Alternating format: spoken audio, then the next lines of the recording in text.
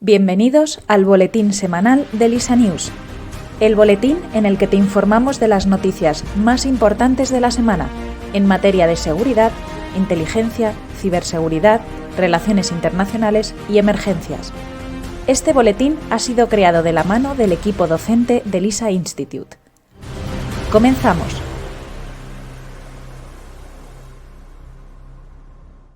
Seguridad internacional y geopolítica. Estados Unidos anuncia que Israel ha matado al número 3 de Hamás. El consejero de Seguridad Nacional estadounidense, Jake Sullivan, ha confirmado que las fuerzas de Israel han matado a Marwan Issa, el subcomandante del ala militar de Hamás en Gaza y uno de los autores intelectuales de los ataques del 7 de octubre. Ni Hamás ni Israel se han pronunciado oficialmente sobre estas informaciones. No obstante, el pasado 11 de marzo, el contraalmirante de Israel, Daniel Hagari, afirmó que aviones militares israelíes habían atacado a Issa y a otro alto funcionario de Hamás en un complejo subterráneo en el centro de Gaza. Los medios israelíes han informado que Issa murió en un ataque a un complejo de túneles debajo del campo de refugiados de Nuseirat, en el centro de Gaza.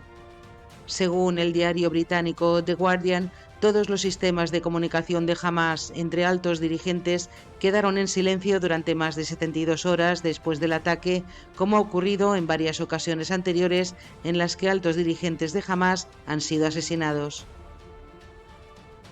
Occidente cuestiona la victoria de Putin en las elecciones presidenciales de Rusia.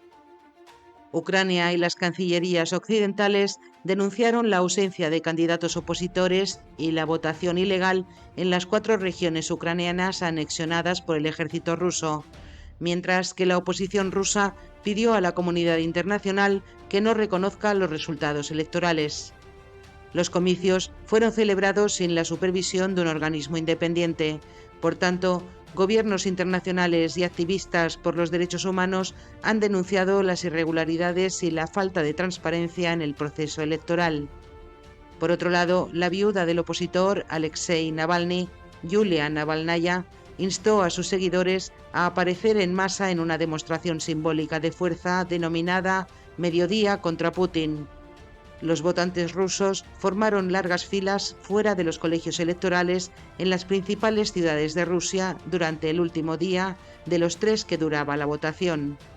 Los seguidores de Navalny dijeron que esta era la única forma segura de expresar el descontento en un país que ha intensificado drásticamente la represión a Ucrania con su invasión a gran escala desde hace 2 años. Borrell propone comprar armas para Ucrania con los ingresos de los activos rusos congelados. El alto representante de la Unión para Asuntos Exteriores y Política de Seguridad ha sugerido que la Unión Europea transfiera el 90% de los ingresos de los activos rusos congelados en Europa a un fondo administrado por la propia organización regional que financia armas para Ucrania. Debido a las interpretaciones actuales de los expertos sobre los tratados del bloque, el presupuesto de la Unión Europea no puede utilizarse para comprar armas. Por tanto, los ingresos de los activos rusos se destinarían a un fondo especial conocido como Fondo Europeo de Paz, el cual no tiene que respetar los mismos estándares legales ni ser aprobado por el Parlamento Europeo. Borrell presentó su plan a los 27 el pasado 20 de marzo con la intención de que los líderes lo analicen en la reunión que mantendrán en Bruselas el 21 y 22 de marzo. Sin embargo, fuentes comunitarias han reconocido que es complicado que los 27 le den el visto bueno en esa cita, dado que van a tener menos de 24 horas para analizar el texto. Organismos y gobiernos internacionales rechazan la nueva ley de seguridad de Hong Kong. El Consejo Legislativo de Hong Kong ha aprobado un nuevo proyecto de ley de seguridad nacional que entrará en vigor el próximo 23 de marzo. Esta legislación se suma a una ley de seguridad nacional impuesta por China en 2020, después de que la ciudad registrase multitudinarias protestas antigubernamentales en 2019. Las nuevas medidas han generado alarma entre líderes occidentales, la ONU y varios grupos de derechos humanos, quienes consideran que la nueva ley erosiona los derechos y libertades de los habitantes de la ciudad. La normativa, aprobada el pasado 19 de marzo, permite juicios a puerta cerrada, otorga a la policía el derecho de detener a sospechosos por hasta 16 días sin cargos y endurece las penas de prisión contra aquellos que cometan actos de traición, sedición o subversión. Otros titulares. China advierte a Estados Unidos que no tome partido en la disputa por el mar de China Meridional. El portavoz del Ministerio de Asuntos Exteriores de China, Lin Jian, dijo que Estados Unidos no tiene derecho a interferir en las disputas entre Manila y Pekín y ha asegurado que, en caso contrario, China tomaría las medidas necesarias para defender su territorio. El secretario de Estado norteamericano se ha reunido con su homólogo filipino para reforzar su apoyo a Manila ante las últimas tensiones con China. La Unión Europea acuerda sanciones contra Hamás y colonos extremistas de Cisjordania. Fuentes diplomáticas precisaron que las sanciones afectarán a 6 colonos israelíes y a 3 miembros de Hamás acusados de violencia sexual durante el ataque del 7 de octubre. Estas medidas restrictivas incluyen congelar los activos de las personas sancionadas y una prohibición de ingreso en territorio de la Unión Europea. Irán y Estados Unidos mantuvieron conversaciones secretas.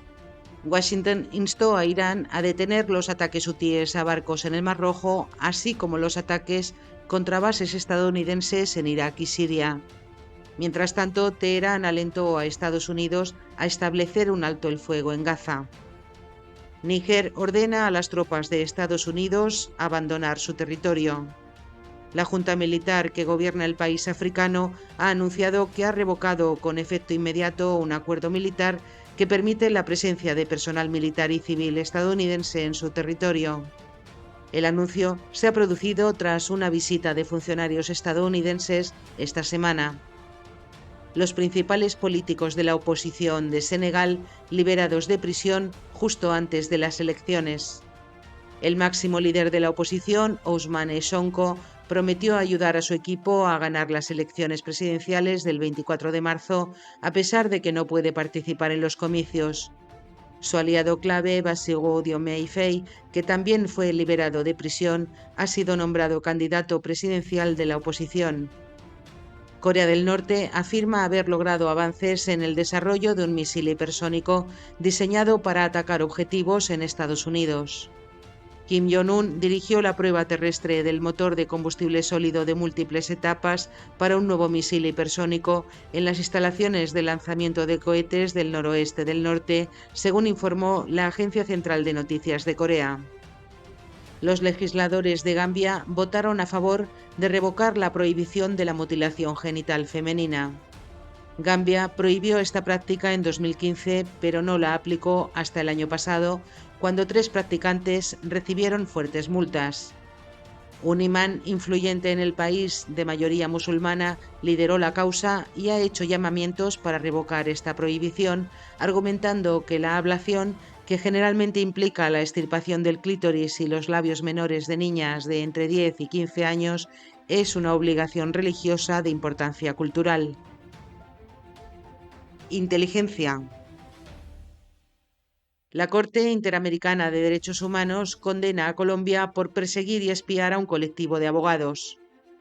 La Corte Interamericana de Derechos Humanos ha condenado a Colombia por diversas violaciones a derechos derivados de la persecución y espionaje a los integrantes del colectivo de abogados José Alvear Restrepo, CAJAR, una organización vinculada a la defensa de los derechos humanos.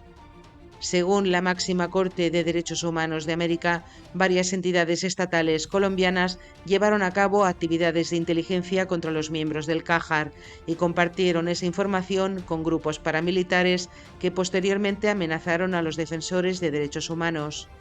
El tribunal afirmó que el Estado creó una situación de riesgo para la vida e integridad personal de las víctimas.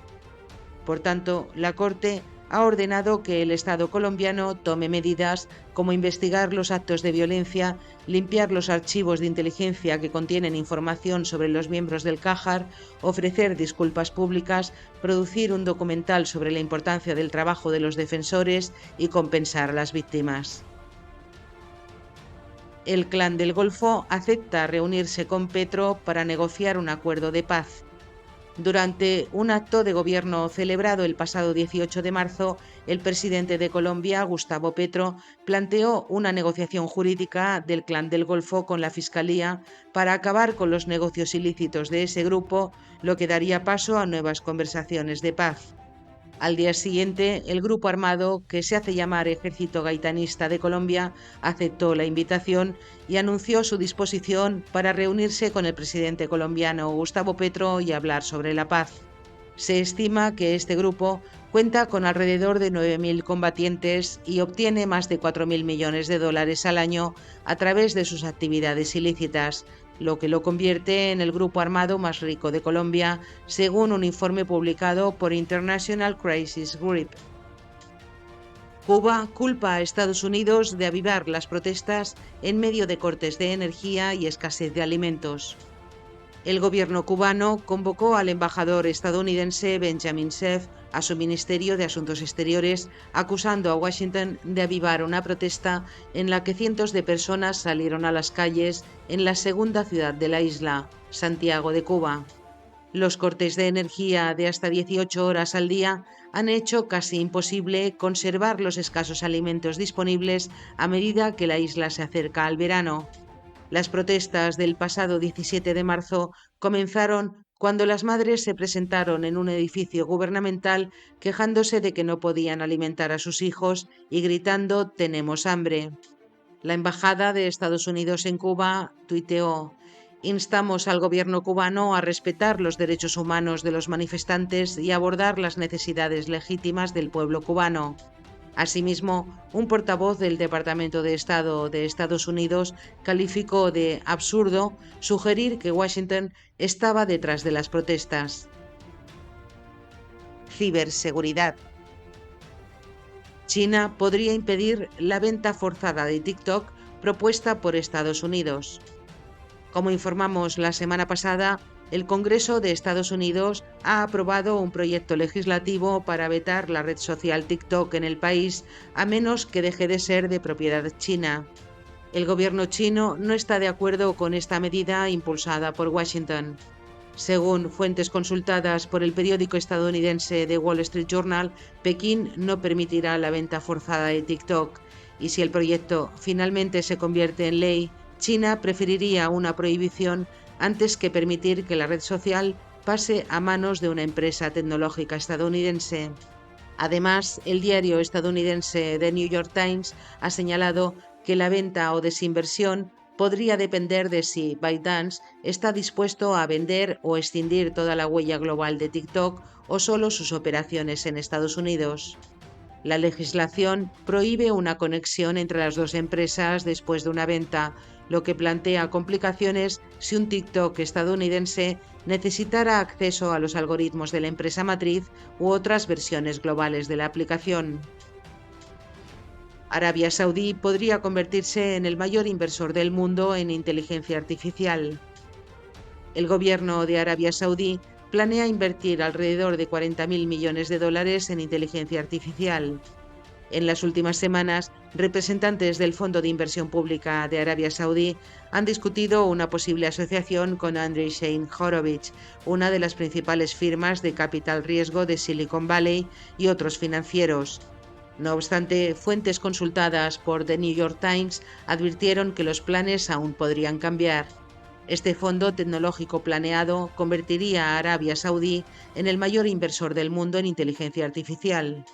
El objetivo de 40.000 millones de dólares eclipsaría las cantidades típicas recaudadas por las empresas de capital de riesgo estadounidenses y solo sería superada por SoftBank, el conglomerado japonés que durante mucho tiempo ha sido el mayor inversor del mundo en nuevas empresas. Andreessen Horowitz ya es un inversor activo en inteligencia artificial y su cofundador, Ben Horowitz, es amigo del gobernador del fondo saudita. La desinformación y los riesgos de la inteligencia artificial protagonizan la cumbre para la democracia en Corea del Sur. El presidente de Corea del Sur, Yoon Suk-yeol, calificó las noticias falsas y la desinformación basada en la inteligencia artificial y la tecnología digital como amenazas a la democracia.